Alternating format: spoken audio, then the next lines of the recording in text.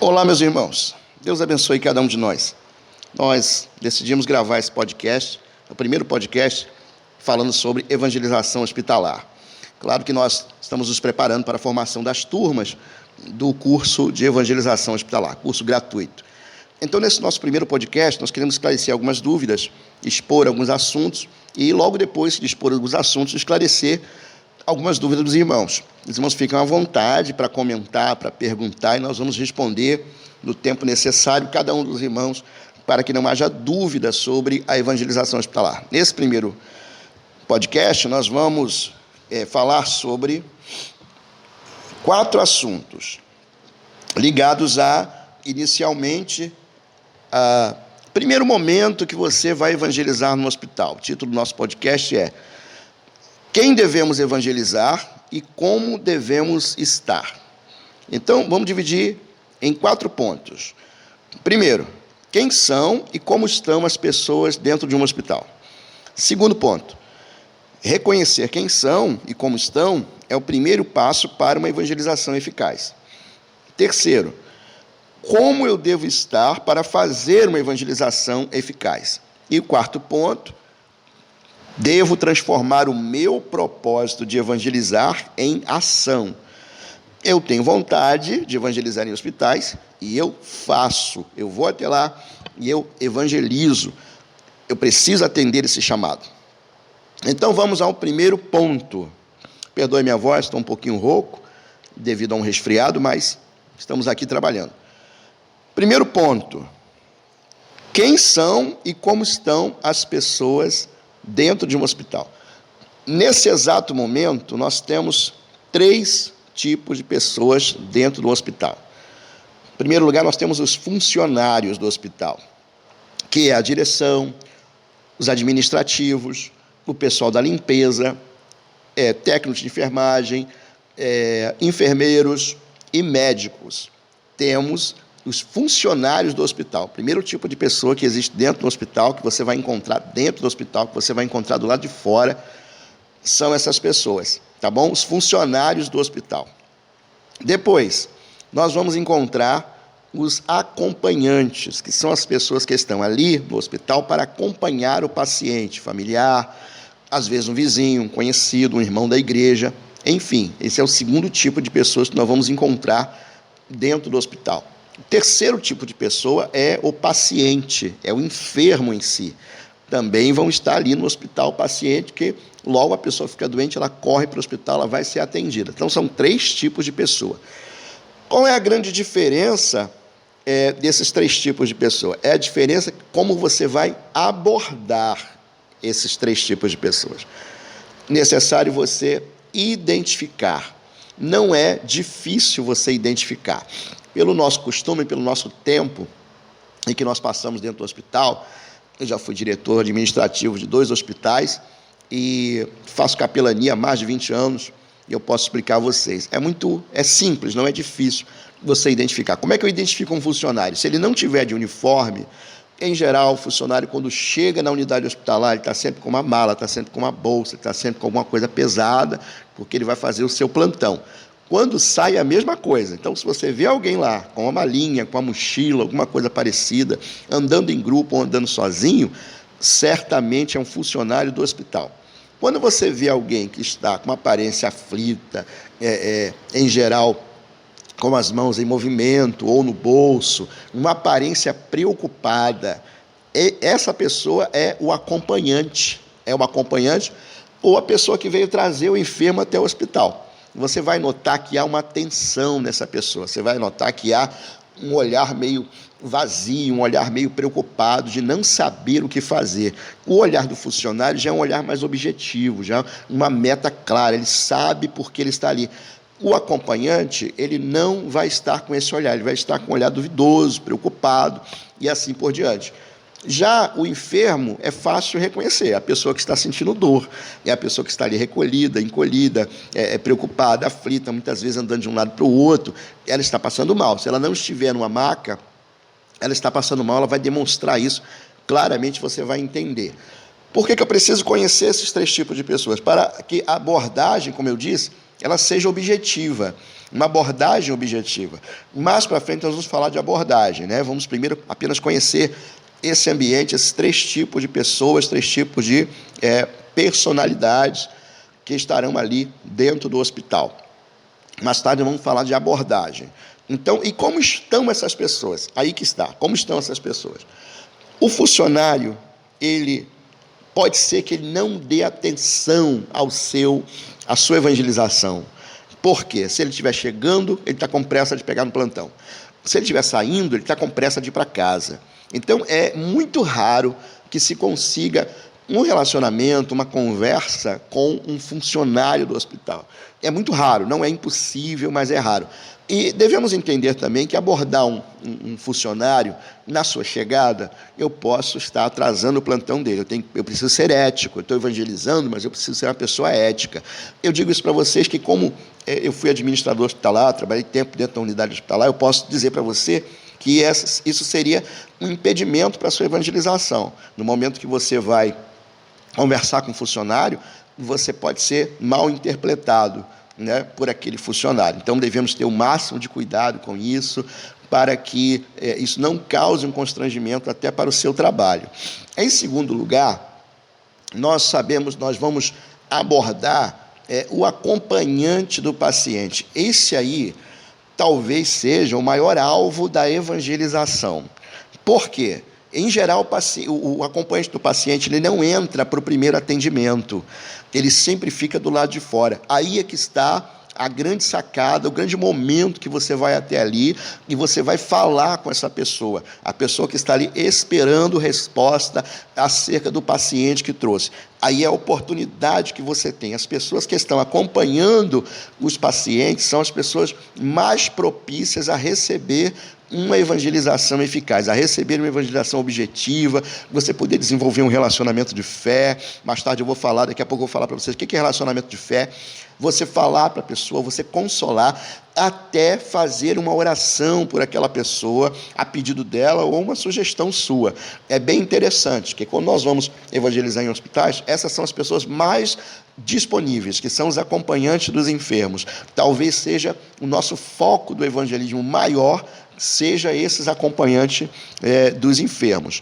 E o terceiro tipo de pessoa é o próprio enfermo em si, que você deve abordar com o máximo de cuidado, saber que a pessoa está sentindo dor, ela está desconfortável, ela quer atendimento médico, a cabeça dela vai se voltar a pensar justamente no atendimento médico. Se, caso você consiga, entre o intervalo da pessoa fazer a sua ficha, da entrada na unidade hospitalar, e antes do atendimento você poder orar por aquela pessoa, é interessante. É interessante você aproveitar esse momento, mas nunca você deve interromper ou ser antiético de entrar no meio do atendimento, de querer orar pela pessoa quando ela vai receber o atendimento. Você precisa ser perspicaz com relação a isso, muito inteligente, muito cuidadoso com relação a isso. Mas o enfermo, ele está mais propício a receber a oração, ele está mais propício a receber a oração do que propriamente a evangelização, né? Então, são esses 3 tipos de pessoas que nós vamos encontrar dentro do hospital, e uma base aí da abordagem para vocês, uma base bem suave, bem leve. Agora, reconhecer quem são e como estão é o primeiro passo para uma evangelização eficaz, que esse é o nosso ponto 2. Por que é o primeiro passo? Porque vai ser uma forma eficaz de você chegar até a pessoa. Como eu falei aqui, 3 tipos de pessoa: funcionário, acompanhante, paciente. E agora você já sabe como está cada um, como está o coração de cada um, e esse reconhecimento vai fazer com que você dirija uma evangelização eficaz a cada uma dessas pessoas que estão ali. Interessante é que o acompanhante, além dele receber você, além de ele ouvir você, ele também fica com a literatura. Se você levar uma literatura, um folheto, um panfleto ali para ele ler, ele vai querer ler, porque ele está num momento de aflição, ele não tem uma Bíblia, ele precisa de palavra de conforto. Então é interessante também levar uma literatura e deixar com essa pessoa que é o acompanhante. Então, reconhecendo quem são e como estão as pessoas ali no ambiente hospitalar, é o primeiro passo para uma evangelização eficaz. Terceiro ponto: como eu devo estar para fazer uma evangelização eficaz? Em primeiro lugar, você deve transbordar de amor ao próximo. Olha, isso é importantíssimo. Transbordar de amor. O que a pessoa que está ali no hospital ela precisa? Ela precisa de amor. Ela precisa de muito amor. Muito, muito, muito amor. Um amor, assim, total, né? Totalmente cristão. E para que esse amor se torne prático, eficaz, o que a gente vai usar? A gente vai usar uma ferramenta chamada empatia. Para esse amor se tornar eficaz, prático, pragmático, nós devemos usar uma ferramenta chamada empatia. O que é empatia? A empatia é colocar o seu coração, estou falando de maneira genérica, rápida, né? Lá no e-book gratuito eu falo mais sobre essa ferramenta da empatia. A empatia é colocar o teu coração no coração do outro e sentir a dor que o outro está sentindo, sentir as suas aflições, não para gemer, mas para ajudar a compartilhar e solucionar aquela dor, aquela aflição. Olha que coisa tremenda, né? Que a empatia faz. A empatia, a gente se coloca no lugar do outro, coloca o nosso coração ali no lugar do outro, e ali a gente percebe, porque nós não estamos pensando como aquela pessoa, aflitos como aquela pessoa. Não, nós estamos apenas nos colocando no lugar, percebendo o que ela sente, percebendo o que ela está falando, percebendo os seus olhos, percebendo o seu desconforto. Eu coloco o meu coração no lugar dela e penso assim, o que eu iria querer ouvir nesse momento de aflição? Aí você vai conseguir falar alguma coisa boa, alguma coisa útil, algo que vai revigorar aquela pessoa. É muito interessante, a empatia faz com que a gente se coloque no lugar, coloque o coração no lugar e automaticamente a gente consegue, através da empatia, emitir uma solução, uma palavra, uma conversa, talvez até uma história que você conte, vai acalmar o coração daquela pessoa. Aí, quando você acalma o coração, aí é o momento de você evangelizar. Por quê? Se você chegar imediatamente evangelizando aquela pessoa, sem abrir o coração dela, a pessoa vai ouvir por educação, ela vai dar atenção por educação, mas o nosso propósito é que a palavra de fé, a palavra de Deus, entre no coração dela. E para entrar, você precisa de uma chave. Para entrar no coração da pessoa, você precisa de uma chave. Essa chave chama-se empatia. Essa chave para entrar no coração da pessoa que está ali no hospital chama-se empatia. Eu preciso reconhecer. E como é que eu faço para reconhecer? Para conseguir fazer esse retorno de empatia com a pessoa? Eu preciso ouvi-la. Boa noite, bom dia, boa tarde. Eu não posso perguntar se está tudo bem, porque se a pessoa está no hospital, não está tudo bem. Isso seria até um assunto com a pessoa, né? Seria ruim você dizer assim, tudo bem? Não, não é tudo bem. Você pergunta como está. Como está você? E você ouve a pessoa. Normalmente, nós fazemos 4 perguntas iniciais. Como está? Como está você? Como está seu paciente? O que você está sentindo nesse momento? E será que eu posso fazer alguma coisa por você? São 4 perguntas que vai fazer você receber de volta. Quando a pessoa começar a falar, você vai perceber como é fácil demonstrar empatia por aquela pessoa, viu? Como é fácil demonstrar empatia por aquela pessoa com essas 4 perguntinhas básicas. Então, como devo estar para fazer uma evangelização eficaz? Primeiro passo, eu devo ter o meu coração no coração da pessoa, um verdadeiro amor de Cristo praticado através da empatia. Segunda coisa, eu preciso saber a diferença das pessoas que eu vou evangelizar, a diferença das pessoas. Quem é que vai estar mais tenso no momento que eu me dirigir até aquelas pessoas? Mais tenso estará os pacientes mais próximos. Aquele que socorreu o paciente, ele vai estar mais tenso. Aquele que trouxe o paciente, ele vai estar menos tenso. O paciente vai estar numa tensão muito máxima, porque ele vai estar sentindo dor.